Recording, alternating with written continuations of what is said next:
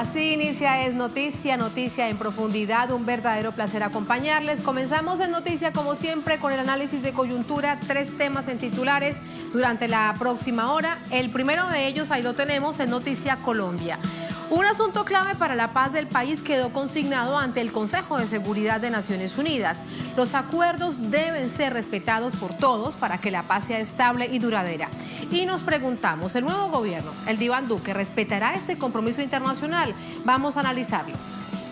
Segundo tema que es noticia, Paraguay, la Corte Suprema de Justicia de este país revocó la condena a 11 campesinos sentenciados en 2012 por el caso Curuguatí. La masacre fue un pretexto para propinar un golpe parlamentario express al entonces presidente Fernando Lugo. La situación actual, ¿cómo queda? Tenemos información, tenemos el análisis. Y tercer tema que es noticia, Sudáfrica. En la cumbre de los BRICS se habla de una agenda totalmente contraria a la del gobierno de los Estados Unidos. Por ejemplo, el multilateralismo es el principio. ¿Qué significa esto en un momento de tensión entre potencias mundiales? Lo analizamos en Noticia, casi comienza. Bienvenidos, bienvenidas.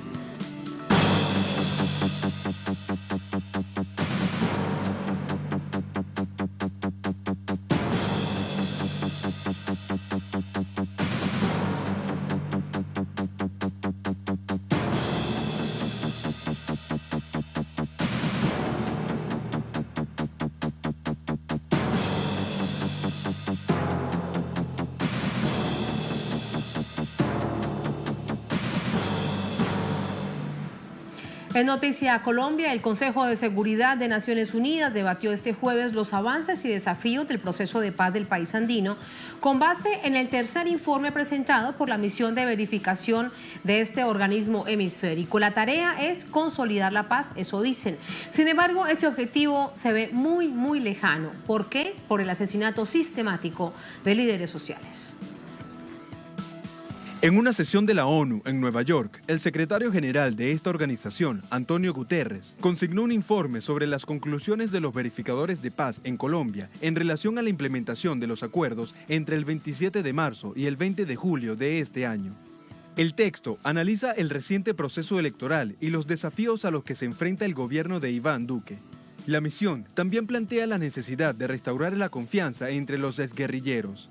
Asimismo, plantea la urgencia de frenar la violencia en relación a la proliferación de grupos ilegales y al repunte de asesinatos de líderes sociales en todo el país.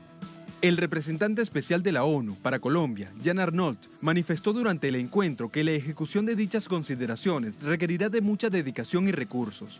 Al respecto, el funcionario llamó al diálogo y a la cooperación entre el nuevo gobierno nacional, las autoridades territoriales de paz y las organizaciones sociales. Además, Arnold hizo un reconocimiento especial al trabajo de la Jurisdicción Especial para la Paz. Por su parte, el vicepresidente colombiano, Óscar Naranjo, reconoció que para el correcto desenvolvimiento del proceso de paz, la reincorporación de excombatientes de la FARC debe desarrollarse en un escenario de garantías de derechos y de seguridad. Los representantes de las naciones presentes en la sesión de la ONU coincidieron en que los acuerdos deben ser respetados por todas las partes involucradas para que la paz sea estable y duradera. Más temprano en Bogotá, el presidente Juan Manuel Santos sostuvo un encuentro con más de 350 consejeros de paz locales. Allí, el mandatario afirmó que el proceso de paz es irreversible en los aspectos legal, político, ético y moral. Añadió además que las modificaciones que pretende el nuevo gobierno tendrán que ser solo en común acuerdo. En medio de esta persistente búsqueda nacional de la paz, ascendió la cifra de asesinatos de líderes sociales a 138 este año, con el homicidio de Luis Gabriel Gómez, rector de un centro educativo en el departamento de Putumayo.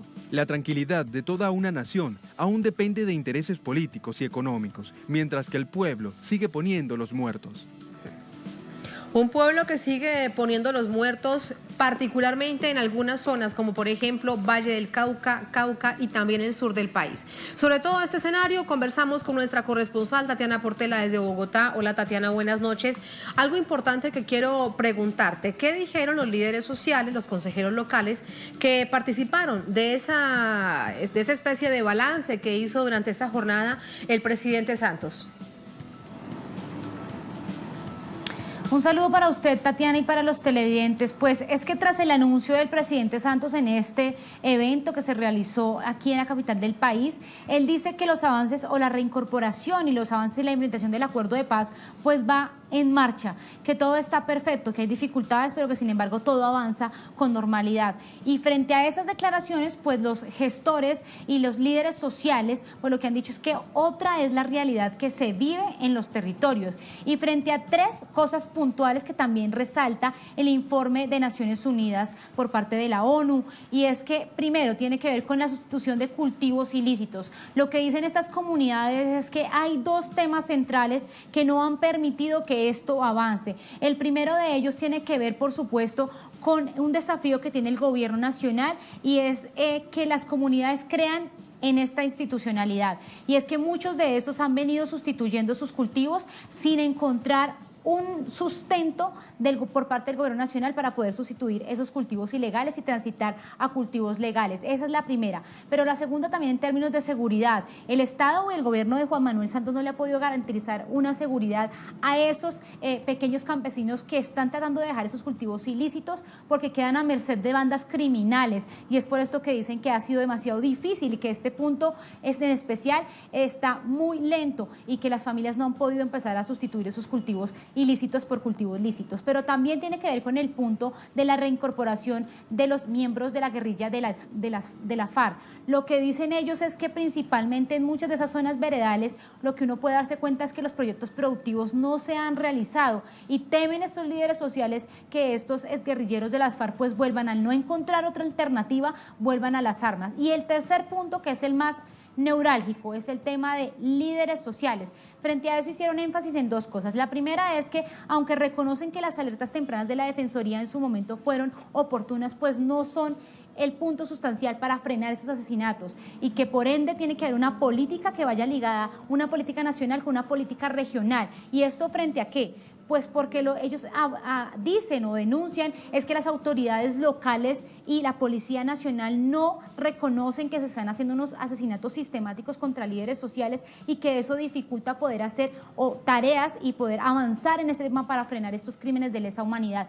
Pues bien, estos fueron, digamos, los tres puntos neurálgicos que sostienen estos líderes sociales frente no solamente al informe de la ONU, sino también frente al anuncio del presidente Santos en la implementación de los acuerdos de paz. Pero una cosa antes para añadir a esta noticia, y es que se supo que el día de hoy el expresidente Uribe radicó ante la Secretaría del Congreso de la República su carta de renuncia, y se estaría debatiendo esta renuncia entre el martes y miércoles que existe plenaria en el Senado. Así que nosotros estaremos muy atentos para ver cuál va a ser la decisión del Congreso de la República frente a la renuncia del expresidente Álvaro Uribe Vélez. Los ojos del país, de Colombia, pendientes de ello. Antes de despedirte, déjame preguntarte algo, Tatiana, con respecto a este balance tan doloroso, tan complicado, tan triste que hacen los defensores de derechos humanos, los líderes locales. Y es que en algún momento pudieron o podrán tener la posibilidad de contarle esto al presidente Santos, porque muy bien queda claro. Una cosa es el balance que hace el presidente Santos defendiendo el proceso de paz, que evidentemente por el que se jugó, pero que también se señala en que en muchos momentos lo dejó solo, particularmente en términos de implementación, ahora con la otra orilla totalmente distinta y la visión que tienen los líderes sociales. Pues, Tatiana, hay que decir que particularmente en este evento no hubo oportunidad de réplicas de parte de los líderes sociales al presidente Juan Manuel Santos. ¿Por qué?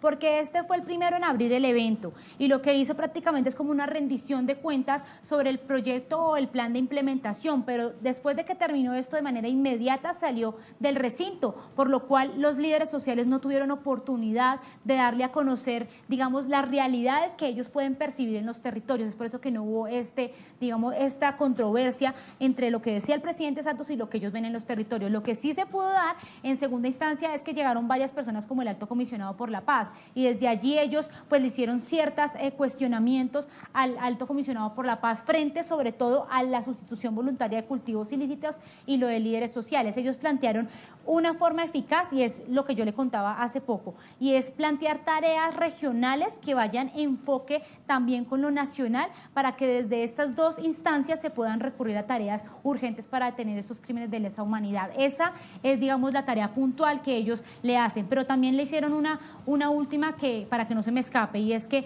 ellos dicen que tiene que haber una comunicación interna entre la institucionalidad y los líderes sociales frente a proyectos productivos, porque son ellos, pues, en definitiva, los que viven las realidades y el día a día. Ellos son los que pueden entender cuáles son las necesidades de esos campesinos que por décadas han estado excluidos por el gobierno o por el Estado colombiano. A ver si se salva el primer punto de la agenda de diálogo, la reforma rural integral, que justo todo eso estaba allí incluido. Gracias, Tatiana. Buenas noches. Vamos con el análisis. Para ello nos acompaña vía telefónica el doctor Camilo González Pozo, director de Indepaz, analista político. También está con nosotros desde Bogotá. Doctor Camilo González, ¿cómo le va? Buenas noches. Sí, muy buenas noches. No, pues muy atento aquí a este tema tan importante para Colombia y yo creo que también para la región. Muy importante. Quiero comenzar ese análisis por lo sucedido en el Consejo de Seguridad de Naciones Unidas. En el titular destacábamos que se valora el compromiso que tiene Colombia a nivel internacional y nos preguntamos, el presidente Santos está de salida, el presidente Iván Duque el próximo 7 de agosto ¿mantendrá ese compromiso internacional? ¿Usted cómo ve el escenario? Pues el mensaje, yo creo que es supremamente importante, por el secretario general de Naciones Unidas rinde informe al Consejo de Seguridad sobre un proceso de paz en el cual tiene los ojos la comunidad internacional. Yo creo que ese solo es un hecho trascendental para la sociedad colombiana y para el nuevo gobierno. Es decir, que hay compromisos internacionales que, por lo tanto, la continuidad del proceso de paz, de implementación, la neutralización de los ciclos de violencia es un imperativo desde todo punto de vista en la comunidad internacional. Yo creo que ese es el gran hecho, que Colombia no está solo y que no es indiferente el mundo a lo que aquí ocurre, que está tan grave la situación. Ahora, los segundos son ya como la reiteración del compromiso de Naciones Unidas y el llamado al Consejo de Seguridad de Naciones Unidas para que continúe acompañando a Colombia en estos propósitos de paz. Creo que son dos puntos de entrada. Por supuesto que hay elementos particulares que subraya este informe. Yo destacaría el reconocimiento a este pacto por la vida que fue firmado tanto por funcionarios de este gobierno como por el propio presidente electo y por al más alto nivel de todos los partidos políticos de Colombia, llamando a la no estigmatización, al respeto a la vida, al compromiso con una política de defensa. Yo creo que eso tiene muchísima importancia para tratar de lo que siga no sea un retroceso en Colombia a situaciones de violencia y de guerra, sino que se vaya por la ruta de la implementación de los acuerdos y de la construcción de unas formas de convivencia. Temas críticos, por supuesto, no obstante avances en todo lo que tiene que ver con el cumplimiento de los compromisos de dejación de las armas, un compromiso de la presencia política del nuevo partido de las FARC, pero de todo caso grandes obstáculos por descoordinación administrativa, falta de recursos y sobre todo por la insistencia de sectores contrarios a los acuerdos de paz, la insistencia en hacer recortes y renegociar los propios acuerdos. Yo creo que esos son puntos que se pueden desprender de las preocupaciones de la comunidad internacional. Definitivamente, y un punto focal, la Jurisdicción Especial para la Paz. De hecho, se reconoce como una buena fórmula de justicia transicional, pero bien sabemos lo que dice Uribe Centro Democrático con respecto a la JEP, ¿no? Sí, yo creo que esta innovación del proceso de paz de Colombia, de crear una justicia especial para la paz, una justicia basada no en una justicia punitiva de castigo, sino en una justicia restaurativa para la convivencia.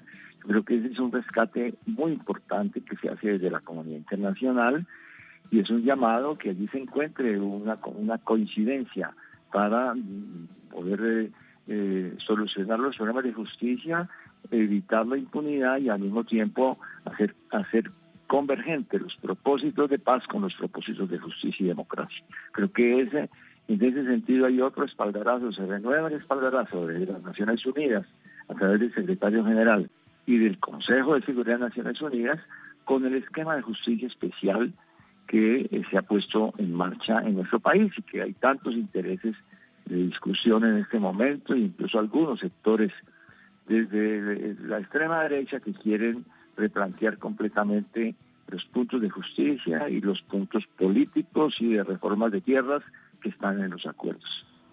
Ese es un clarísimo mensaje de Naciones Unidas para el nuevo gobierno, para el gobierno del presidente Iván Duque, que se posiciona el próximo 7 de agosto. Ahora bien, con respecto al balance del presidente Santos, hoy entrega su visión, su conclusión con respecto a los avances en términos de tierras, de apoyo a los campesinos, que todo está incluido básicamente en la reforma rural integral, también incluido parte del capítulo de la sustitución voluntaria de cultivos de uso ilícito. Pero una cosa es lo que dice el presidente Santos, otra cosa bien distinta es lo que está sucediendo en la realidad, en el campo, con respecto, por ejemplo, a la sustitución de cultivos de uso ilícito, que se sigue haciendo de manera forzada, y ahora de nuevo se anuncia que se volverá a utilizar el glifosato, doctor Pozo. Aquí hay una gran contradicción en el balance que hace el presidente Santos, porque por un lado se ha progresado en la sustitución voluntaria, en buscar un compromiso de los campesinos y de la sociedad en la reconversión de economías vinculadas al narcotráfico, pero por otro lado, pues el gobierno le ha puesto un gran acento a políticas represivas con la erradicación forzada y ahora deja como herencia una punta de lanza hacia las fumigaciones aéreas con agrotóxicos contra los cultivos de los campesinos, y yo creo que ese es un precedente muy negativo. Yo creo que hay que destacar en la realidad colombiana que varios centenares de miles de familias campesinas le han dicho sí a los acuerdos de paz en materia de sustitución de cultivos, se han inscrito en programas. Hay más de 124.000 familias que dijeron sí, vamos a entrar en esos programas, 77.000 familias que son realmente sumados con otros que están acercándose, más de 500.000 de personas que están todos los días diciéndole al gobierno nos comprometemos con programas de sustitución. Entonces, en esto hay una doble política, una especie de esquizofrenia en esta materia, porque se le está dando una herencia al nuevo gobierno con signos de retroceder a las políticas más prohibicionistas, más punitivas, más de erradicación forzada, más alineadas con lo que vienen demandando desde algunos centros de poder y sobre todo desde Washington a las agencias antidroga de los Estados Unidos. Doctor Camilo González, y algo más por destacar en todo este contexto, en el balance del presidente Santos y bueno, la llegada de un nuevo gobierno. Y tiene todo que ver con la situación misma política que vive el país.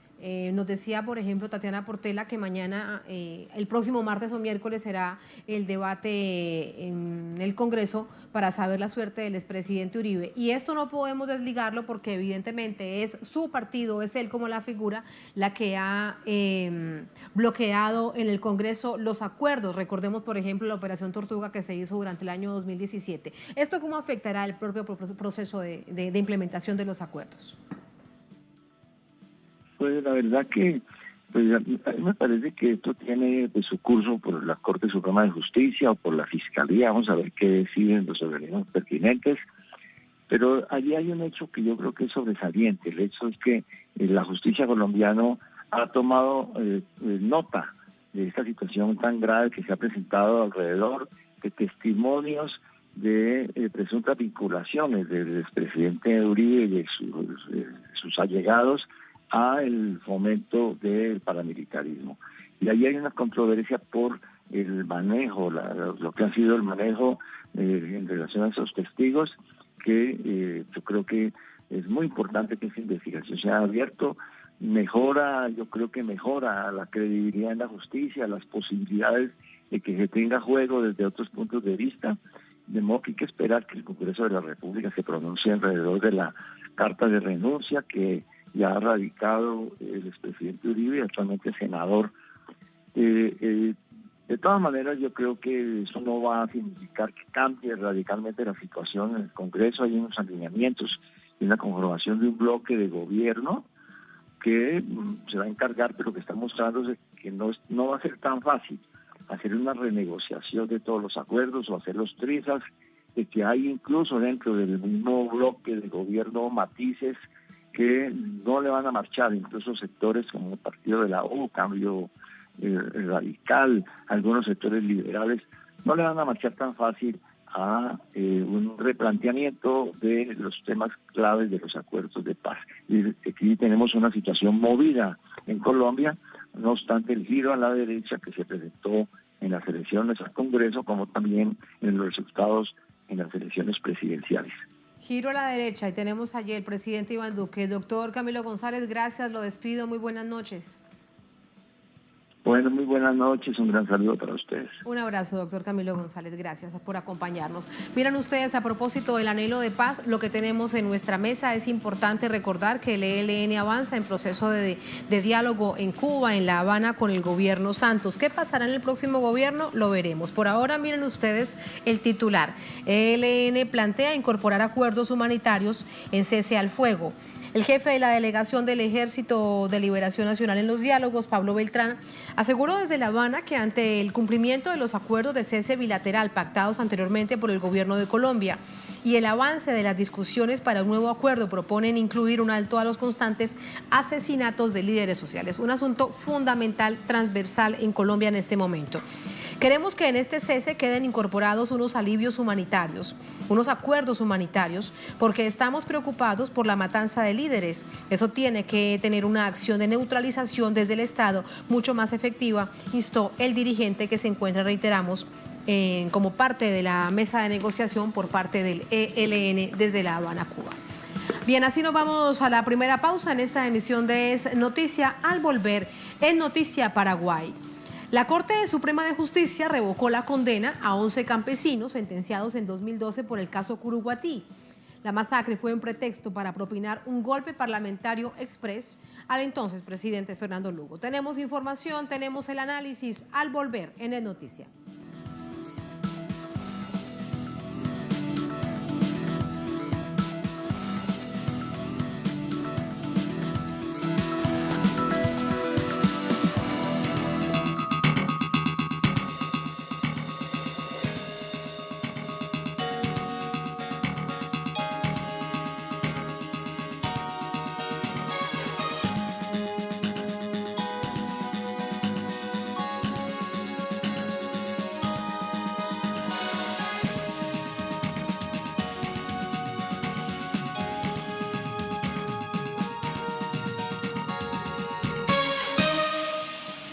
Es noticia Paraguay. Después de 6 años se hace justicia. La Sala Penal de la Corte Suprema revocó la condena a 11 campesinos sentenciados en 2012 por el caso Curuguatí. Según los magistrados del Alto Tribunal, hubo vicios en el proceso y no se pudo probar que los acusados tuviesen participación criminal en la masacre.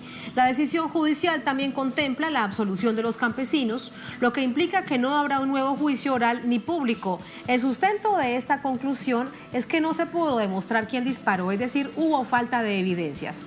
El abogado Jorge Bogarín, defensor de 9 de los 11 campesinos, señaló que el proceso tuvo muchísimos errores y que sus defendidos no deben estar ni un minuto más en la cárcel. El abogado lamentó que durante todos estos años, 6 del proceso, se cometieron numerosas irregularidades, como alteraciones de la escena del crimen. Ahora asegura, es un momento de júbilo para las familias y para el país.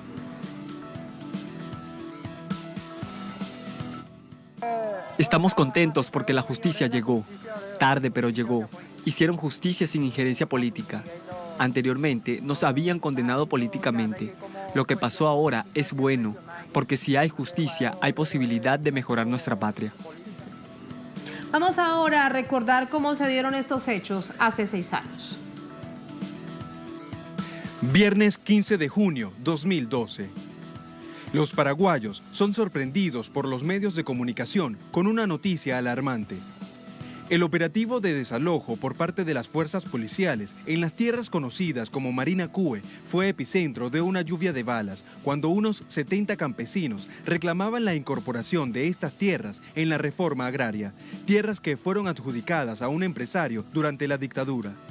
El resultado, 17 personas muertas, entre ellos 11 campesinos y 6 policías. Lo ocurrido pasó de ser el hecho más sangriento vivido en la nación a un conflicto con serias repercusiones políticas. El hecho fue utilizado por la oposición para responsabilizar y adelantar un juicio político y consecuente destitución del entonces presidente Fernando Lugo. Un golpe de Estado parlamentario en la que los argumentos para el juicio político no tenían ningún valor y fueron rebatidos ampliamente por los defensores.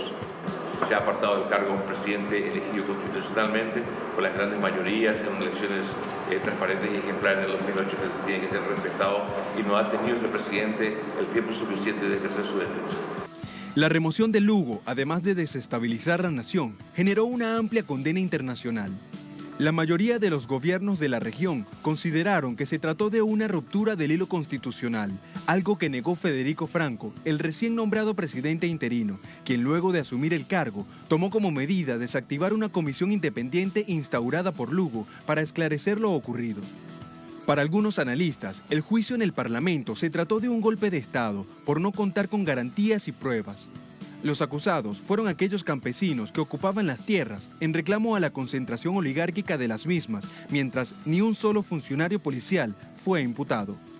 6 años más tarde de esta masacre en Curuguatí, la justicia paraguaya continúa condenando y satanizando la lucha campesina. El pueblo paraguayo no descansa en su pedido de justicia y libertad, el cual es tratar de cambiar un modelo que condena a todo aquel que lucha por una sociedad justa, igualitaria y con derecho a la tierra, en un país donde el 90% de la riqueza está en manos del 10% de la población.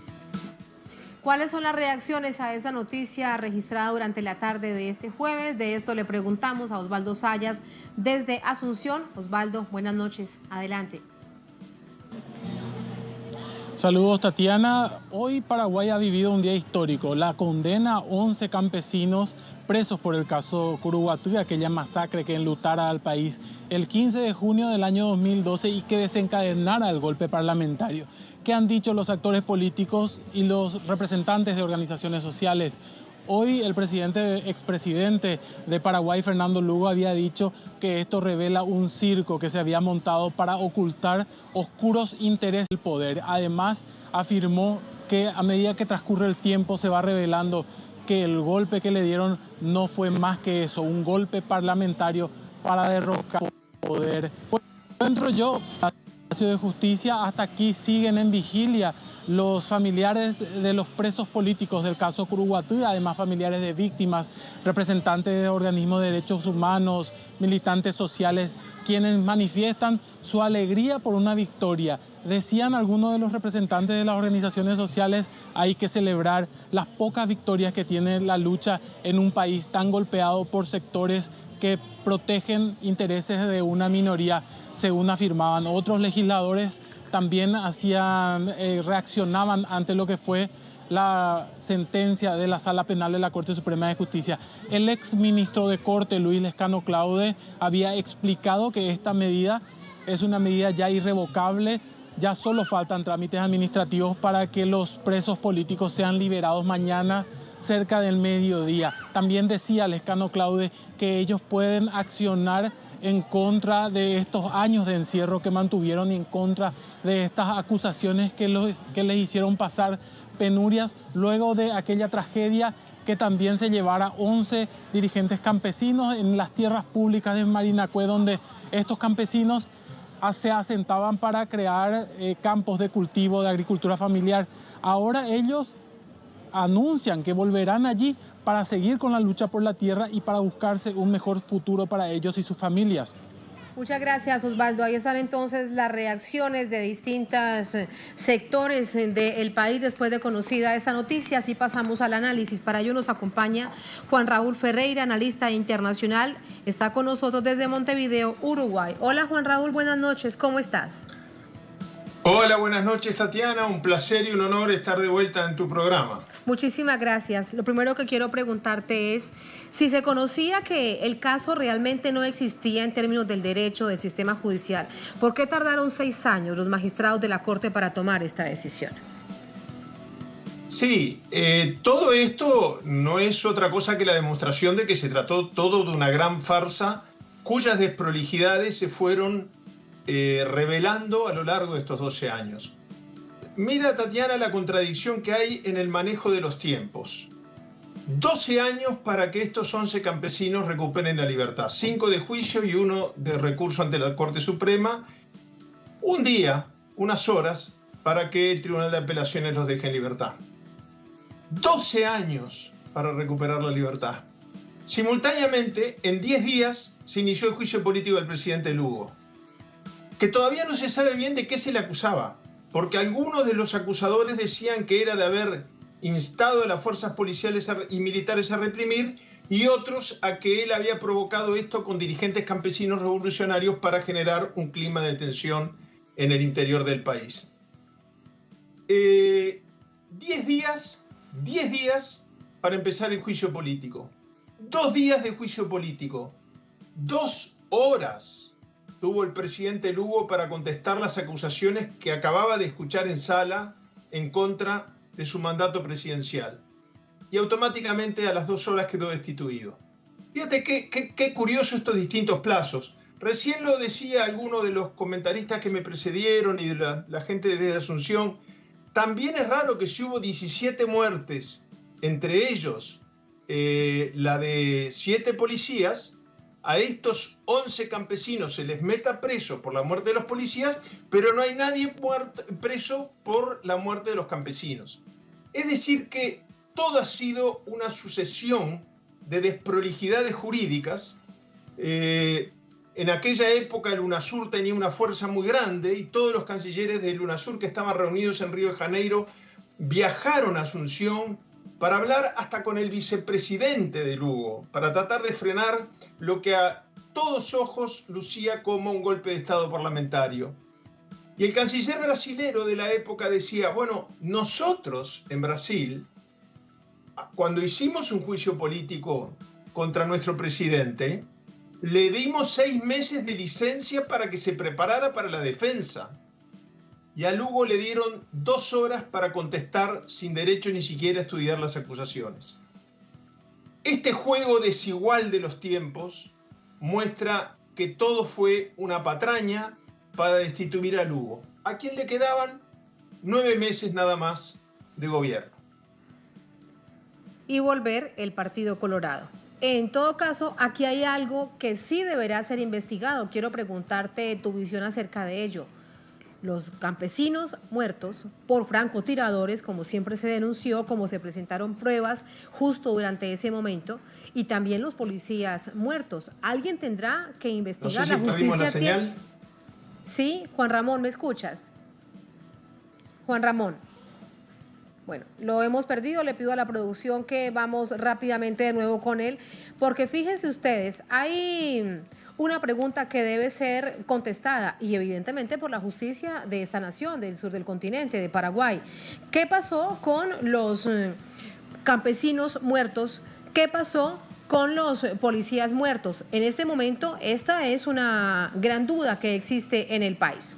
Me dice lamentablemente la producción que no lo tenemos, vamos a tratar de insistir en ello, recordar lo que decía hace solamente unos minutos nuestro corresponsal en Asunción, en la capital, Osvaldo Sayas, y tiene que ver con que mañana, entre 10 y 12 del día, hora local, en esta nación del sur del continente, quedarán en libertad, porque lo que ha tomado la decisión de manera unánime los magistrados del alto tribunal de este país del Paraguay es que quedan en libertad y que quedan absueltos. Esto quiere decir que no hay un nuevo juicio, ni oral ni público, como se hizo durante el proceso de la sentencia y posterior condena de los 11 campesinos. Así que eso es algo muy, muy importante, de lo que también estaremos pendientes. Lamentablemente no logramos contactar a nuestro invitado, nos vamos a una pausa, la segunda en esta emisión de Es Noticia. Y quedamos pendientes para hacerle seguimiento. Prometidísimo en Es Noticia, por supuesto, lo verán ustedes en el servicio informativo de Telesur Noticias. Y nos vamos a la pausa contándoles de esto, lo que ven ustedes en imágenes. Es noticia Sudáfrica. En la cumbre de los BRICS se habla de una agenda contraria a la de los Estados Unidos. El multilateralismo, han dicho estos líderes allí en Sudáfrica, es el principio. ¿Qué significa esto en un momento de tensión entre potencias mundiales? Lo analizamos al volver en Es Noticia.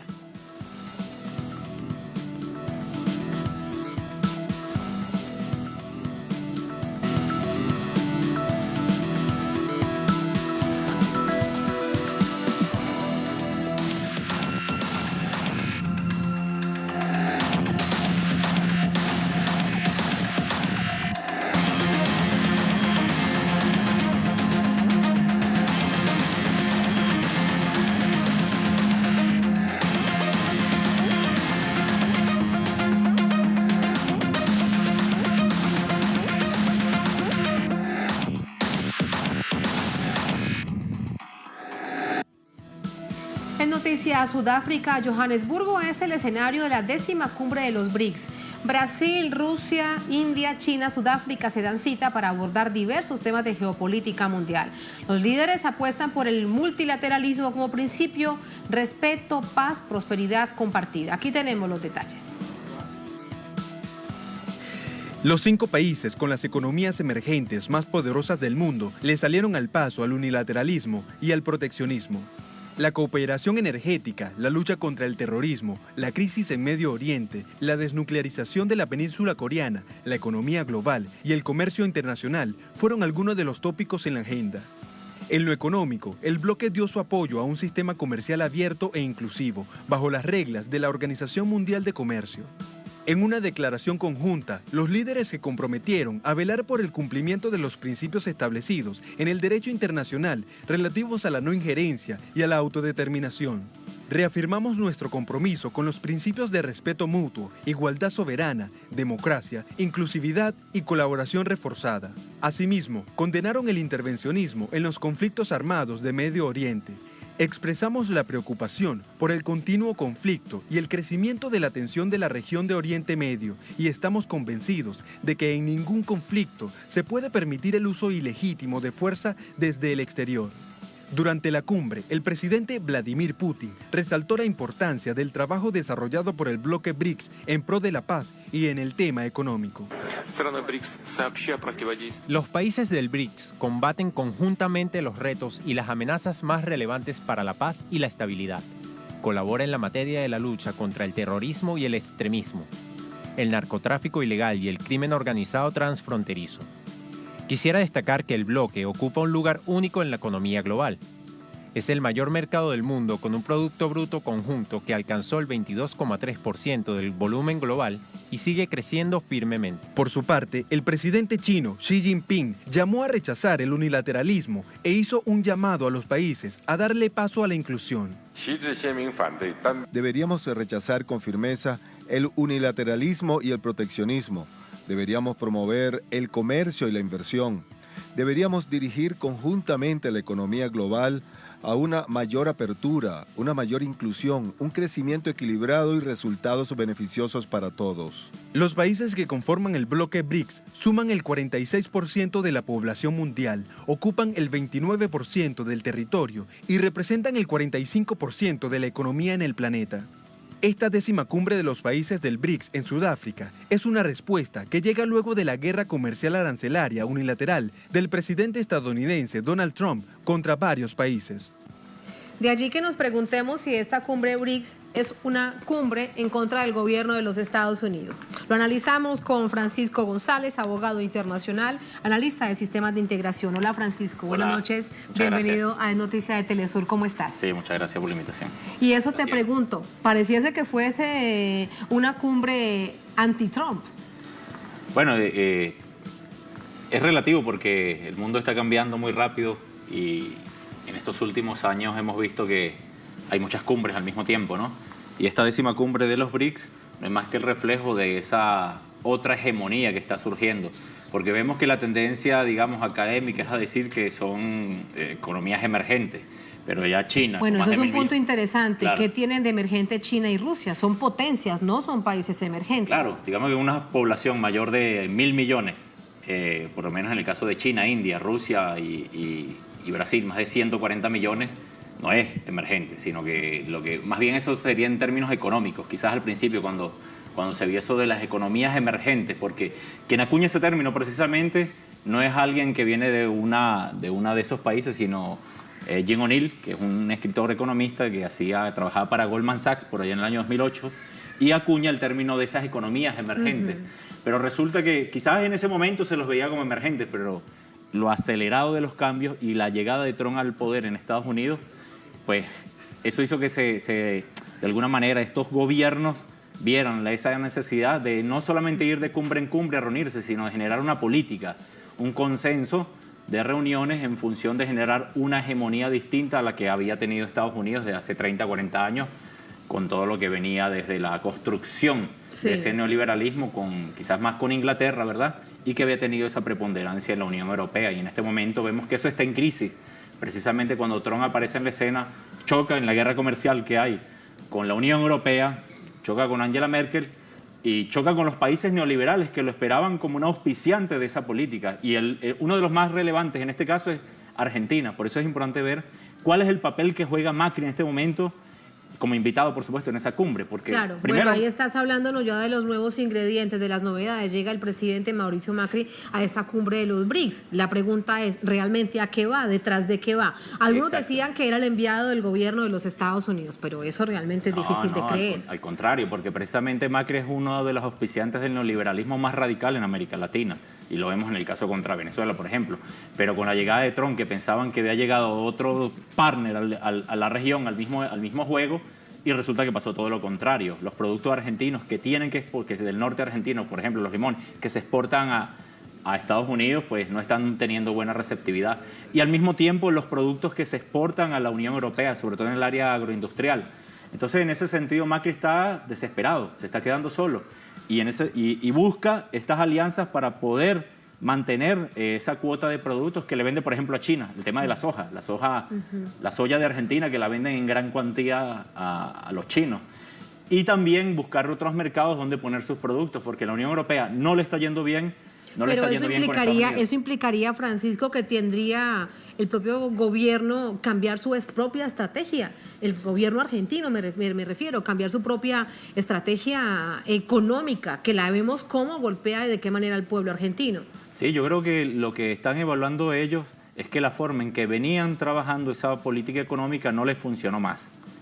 Entonces, las alianzas neoliberales que tienen están en tal crisis que lo vimos en la cumbre recién también, de este encuentro de la Alianza Pacífico que ocurrió en México hasta antier, justamente. Así es, esta misma semana. Donde, si bien no estuvo Argentina, porque no es de la Alianza Pacífico, pero los países de la Alianza Pacífico, como México, Perú, Colombia, ellos quieren afianzar una política, o Chile, por ejemplo, si vemos el discurso de Piñera, es muy en contra del proteccionismo de Estados Unidos, cuando son ellos precisamente los que auspiciaban las alianzas más contundentes con Estados Unidos y se vieron en esa necesidad de romper con esa lógica. En ese sentido, quieren amarrarse o hacer más alianzas más contundentes con Mercosur, con Argentina a la cabeza, por ejemplo. Pero fíjate que la Alianza del Pacífico en este momento tiende a ser un acuerdo de libre comercio, es decir, es un asunto más comercial y de mercado. Otros escenarios, el propio presidente Putin podrá... Bien ambigua, porque resulta que lo que quieren proteger los mercados emergentes, que esos sí son emergentes, ¿verdad? Y yo creo que tiene que ver más también con las economías extractivistas del continente, o sea, la dependencia de América Latina. Y en ese sentido, pues estas alianzas que quieren hacer es muy parecido a lo que se hacía en Mercosur, ¿no? Alianza Pacífico y el Mercosur, que se busca es Lula, que es defender las economías regionales y quizás hasta generar economías regionales o burguesías regionales, la industrialización de los países, pues. Y negociaciones en bloque, que eran muy importantes ante las potencias. Claro, la tendencia mundial en este momento es buscar ese multilateralismo, ese espacio mundial multicéntrico, donde se generen otras alianzas distintas a los bloques neoliberales cuya cabeza estaba Estados Unidos. Y esto realmente es la clave, el choque entre las visiones. El multilateralismo que promueve los BRICS, lo dijo el presidente Putin hoy, lo dijo el presidente Xi Jinping hoy, un nuevo relacionamiento internacional con cooperación, con respeto, multilateralismo claro. Mientras que el gobierno de los Estados Unidos está buscando todo lo contrario. Allí en ese golpe de poder, ¿quién crees que al final de cuentas va a terminar ganando? Yo creo que ahí y lo vemos en una de esas decisiones contundentes que dijeron tanto Putin como los otros aliados de este BRICS ahora en Sudáfrica, es el hecho del no intervencionismo, incluso militar. Además, hablan de eso, hablaron del narcotráfico. En eso se desmarca de la lógica unilateral que tenía el neoliberalismo, que tiene todavía el neoliberalismo que fomenta Estados Unidos. El problema es que hay que ir a la raíz del asunto. ¿Cuál es la raíz del asunto? La propia crisis dentro de Estados Unidos. Y lo venimos diciendo, Tatiana, porque si uno no entiende cuál es el problema económico y político y estructural dentro del propio Estados Unidos, no podemos entender cómo estas construcciones internacionales que hizo Estados Unidos, ojo, con sus aliados internacionales, tanto en América Latina, Unión Europea y en el resto del mundo, cuando cae la URSS, lo que es la etapa postsoviética, no podemos entender cuál es el asunto en la actualidad. Entonces, esa construcción, esa lógica de industrialización en Estados Unidos, que ya fue otrora, que ya no es más, ha perdido esa repercusión internacional y se ha convertido en una economía solamente del tema financiero. Que me financiero. lleva a preguntarte acerca de otro hecho coyuntural que bien marca la propia situación interna de los Estados Unidos, pero de la geopolítica. De un lado estamos viendo este encuentro de los BRIC, pero al mismo tiempo, durante esta misma jornada, el presidente de Estados Unidos se reúne con el presidente del Consejo Europeo, con Jean-Claude Juncker. Y bueno, esto llama mucho la atención porque, claro, el tema es la guerra económica, pero ahora desde la retórica, aunque no hablan con mucha claridad,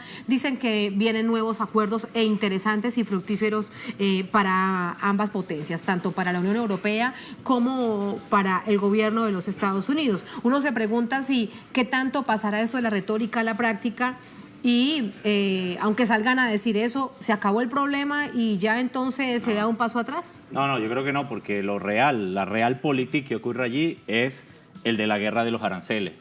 Y se viene dando hace tiempo. Ojo, antes que incluso la Unión Europea, ya se veía también con Japón algo de eso con respecto a Estados Unidos. Pero fue en América Latina, precisamente, cuando el proteccionismo de Trump no acepta los productos de Macri, que fue uno de los primeros que sucumbe al nuevo hegemón, y también Peña Nieto. Esto es lo irónico de esto, que los países más neoliberales que esperaban un apoyo de Estados Unidos son los que más golpeados han sido por la lógica. Y ese evento que hubo recién de México es muy importante porque quiere marcar por un lado la llegada de AMLO, que es López Obrador, con otra lógica política distinta a la de Peña Nieto. Entonces, ahí vemos cómo hay un reacomodamiento incluso de los países neoliberales y que en este sentido hace que esa crisis... Pero que parece que después de las cartas que se han enviado uno y otro, tanto AMLO como Trump, las cosas podrían funcionar de una manera distinta. Mira, yo creo que sí, y es lo raro de todo esto, porque creo que los estudios de geopolítica internacional en las escuelas de la universidad tenemos que reenfocarlas y actualizarlas o remasterizarlas, porque no, todo es muy loco, ¿no? Como uno ve, o sea, los cambios son tan dinámicos que uno ve un día que personajes como Trump y líderes mundiales como por ejemplo Putin o el mismo Kim Jong-un de allá de Corea del Norte y se van a las amenazas hasta nucleares y de repente hay una cumbre donde se reúnen. Entonces uno ve que el mundo es cambiante, muy acelerado y nosotros lo veníamos diciendo porque en América Latina algunos intelectuales de izquierda, ultraizquierda y de derecha, sobre todo en Argentina, habían escrito un libro sobre el fin del ciclo progresista. Y yo me pregunto en este momento, pero con la aparición de Trump y lo que está pasando en Estados Unidos, luego con el tema de México, lo que está pasando en Brasil, precisamente, con los movimientos sociales, o en Argentina, o en Venezuela, o Colombia, ¿verdad? Con lo que pasó allí en las elecciones, con Petro ahí cerca, ¿no? Con 8 millones de 8 votos. millones de votos, que va a haber una construcción. Exacto. Otra lógica política viene en Colombia necesariamente. Creo que eso viene allí en Colombia. Entonces... Eso del llamado fin del ciclo progresista no, es algunos que tienen la aspiración de que eso suceda, pero los pueblos no van en esa lógica. Escribieron algunos libros que Así se vendieron bastante, pero nosotros dijimos en principio que eso tenía que ver con una dinámica de la idiosincrasia y que los pueblos en América Latina habían aprendido bastante de la política estos años, la política de integración precisamente, y creo que eso está repercutiendo a nivel internacional. Yo creo que Putin en este aspecto, por lo menos en lo que es Eurasia, Putin está haciendo las veces un poco de lo que hacía quizás Chávez en América Latina en aquel momento, ¿ves? Yo creo que Putin, no sé si de manera premeditada, yo creo que tiene que ver con los procesos y las lecturas, ¿verdad? Porque precisamente los BRIC ha sido Rusia y con Putin a la cabeza los que han recogido esa inquietud internacional de estos países que fueron otros emergentes, pero creo que se están convirtiendo en hegemónicos. Entonces hay contrapesos ya constituidos en estos países que de manera con una política distinta, no intervención, de solidaridad y de respeto a la soberanía de los pueblos, creo que eso está generando una lógica distinta. Pero me queda una pregunta por hacerte con respecto a los BRIC y evidentemente es el análisis desde América Latina y tiene que ver con el efecto Brasil. Hay un presidente no electo que va a la cumbre de los BRIC y que abiertamente interviene en los asuntos internos de una nación latinoamericana como Venezuela. Entonces van allá, dicen esto, pero llegan a su país y no lo practican, o hay un compromiso, ¿crees, a futuro internacional que los llevará a eso? Yo creo que eso puede ocurrir porque lo cierto es que en este caso el gobierno de Brasil, con Temer a la cabeza, es heredero de esa lógica en la cual se montó Brasil hace unos años con Lula, por supuesto, y lo que fue el PT en esos años. Y no es el promotor de esa integración, al contrario, creo que en América Latina, por lo menos, más bien están desintegrando los mecanismos como lo que pasó en Mercosur. Precisamente por eso te lo pregunto, porque es algo muy distinto a lo que se plantea como principio en los BRICS. Claro, lo que pasa es que también hay que entender que en Brasil la política de Itamaraty, que es la política de relaciones exteriores, es muy fuerte, muy contundente y tienen una lógica histórica, tienen un fuelle histórico desde los años 50, desde la construcción de unas burguesías nacionales y de una dinámica de empresas de Brasil, que hay una especie de burguesía quizás más nacionalista en Brasil que en otros países de América Latina y que se entiende que eso impacta en ese relacionamiento internacional en la cual, más allá del líder que esté, que si bien fue muy auspiciado por la política de Lula, aunque esté en este momento Temer, esa dinámica de Estado ya existe, tiene mucha fuerza y mucha contundencia. Eso quizás se puede parecer un poco, si uno hace la comparación con Argentina, con los sindicatos, pues precisamente los que hacen resistencia al neoliberalismo radical o ultrarradicalismo en este momento de Macri, son esos movimientos sociales y los sindicatos. Aunque Macri va y se presenta también en los BRICS. ¿Ves? Es las contradicciones. Evidentemente, ahí están las contradicciones que las dejamos planteadas para el análisis. Un placer, Francisco, gracias por acompañarnos. Muy buenas noches. Bienvenido siempre. Gracias, te invito a que te quedes aquí sentado con nosotros. Desde este lado del estudio despedimos, ¿está bien? Muchas gracias. Gracias a todos ustedes por habernos acompañado. Cerramos nuestra pantalla tradicional, nos quedamos en redes sociales, @noticiatelesur, @TatianaTelesur. Durante esta jornada, otro hecho fue noticia. Con eso lo vamos. Hasta mañana.